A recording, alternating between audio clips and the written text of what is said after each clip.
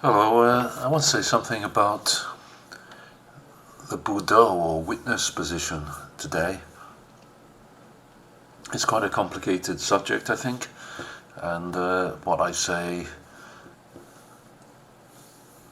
is just my own opinion, really, so I may be wrong, and I've been trying to work out exactly what's involved with the practice for some time, and I've listened to a lot of Ajahn Chah's lectures and even more of Ajahn Sumedho's, so trying to decipher exactly what it means, this Buddha witness position.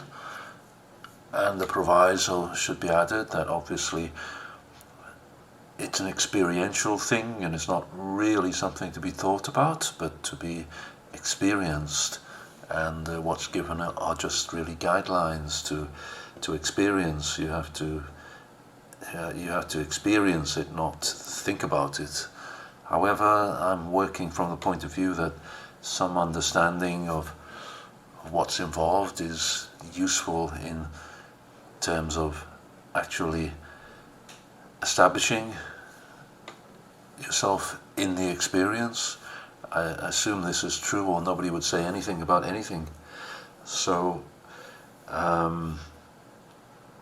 yes, it's often compared to the Tibetan practice of DZOGCHEN, because both have a sort of instantaneous apprehension aspect to them. It's not really a question of making an effort, it's just seeing in the right way, and if you can do that, then you just see through everything to the heart of the matter, and it's kind of easy. It's much easier than more elaborate practices if you can understand it and do it. So what is it? It seems to be it seems to be talking about pure consciousness or pure awareness, sampajanya in Pali.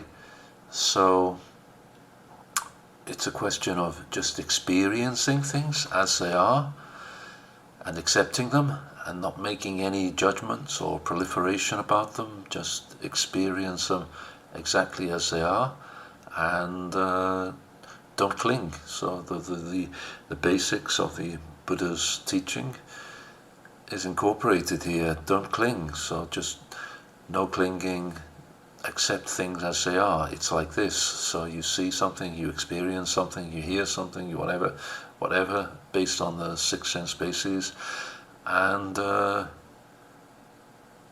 you experience it without any interpretation, no proliferation. Just be in the present moment, stay in the present moment. Don't think, just experience.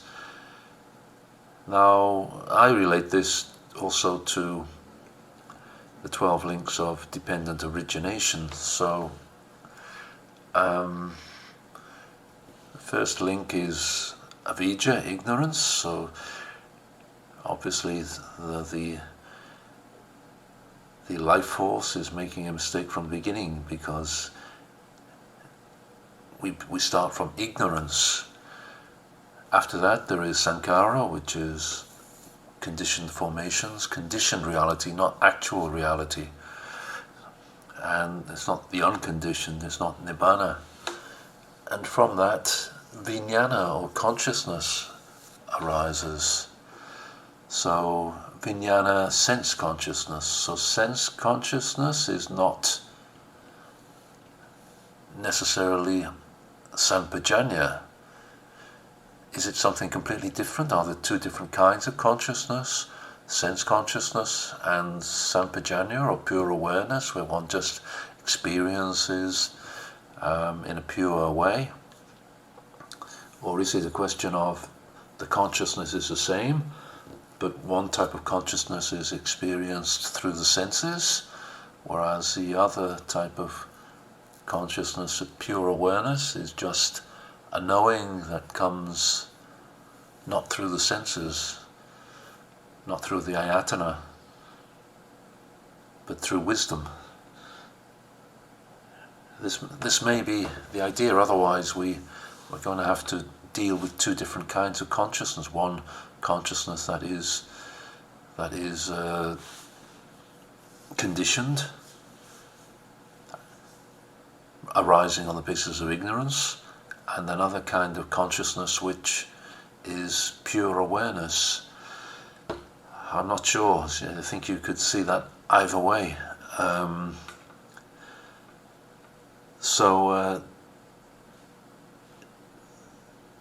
In the links of dependent origination from consciousness, the body arises, nama, rupa, mentality and body. So the body arises in consciousness. And I think it is a tenet of the witness position that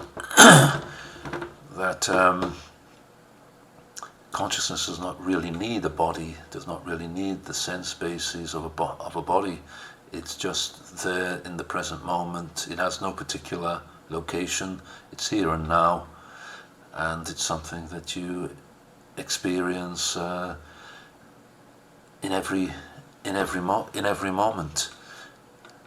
So that's an interesting aspect of it, I think.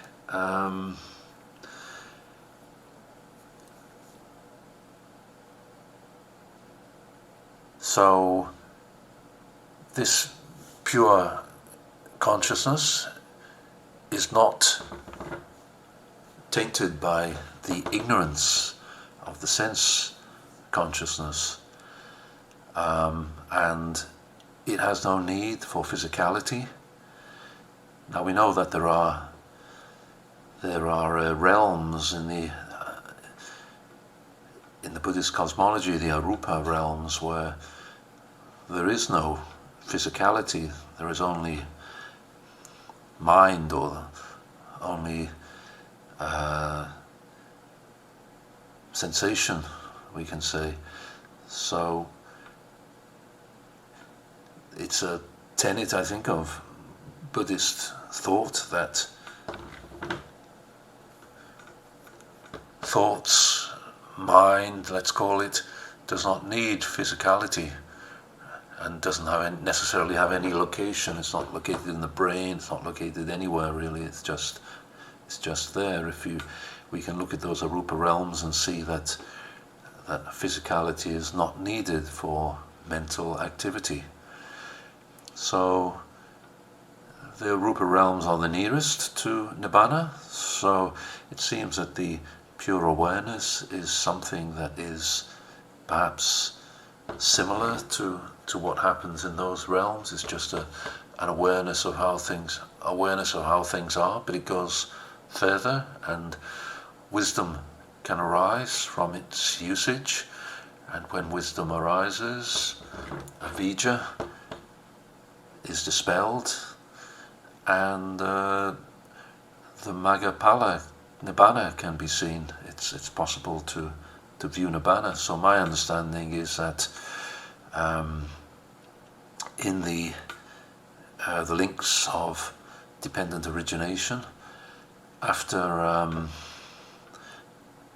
the vijnana, namarupa, and the ayatana, the sense bases, there is phassa, contact, and then vedana, feelings arise.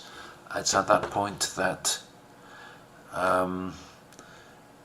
the practitioner needs to put in his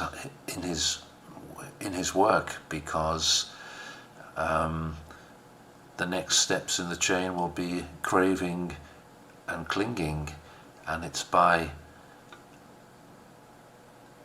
not following the feelings at this point that wisdom can arise. It's through not following the craving and the clinging at this point that wisdom can arise, and through seeing in the right way, eventually the chain of dependent origination can be broken at source, at avijja, and Nibbana can be seen. So I think that this is what the practice of pure awareness, pure consciousness is doing then. It's at this point that it's active, it's here that it can be most effective. Now, one is not necessarily enlightened because one is trying to see things as they are, but the more one applies this method and the more experience one gleans in its use, the more wisdom will arise and everything is possible. So people who are using the practice, they will be at different levels, and people may even be arahants who are using this method, and they've seen through conditioned reality completely and broken the chain of dependent origination at its source, at avidya, ignorance. Other people will be struggling at lower levels, perhaps still having glimpsed Nibbana and being stream enterers, for example. Others will just be struggling even at a lower level with trying to see things as they really are, and hoping that eventually enough wisdom will arise to enable them to see Nibbana. So this is my understanding then, as far as it goes, and basically the practice is experiential. So you need to just see things as they truly are, see things as they are, let go of clinging, craving and clinging, and experience things just as they are. It's like this, and don't judge, don't proliferate, don't do anything except just experience it. Just see things as they really are, observe things as they truly are, and in this way it represents an escape from conditioned reality.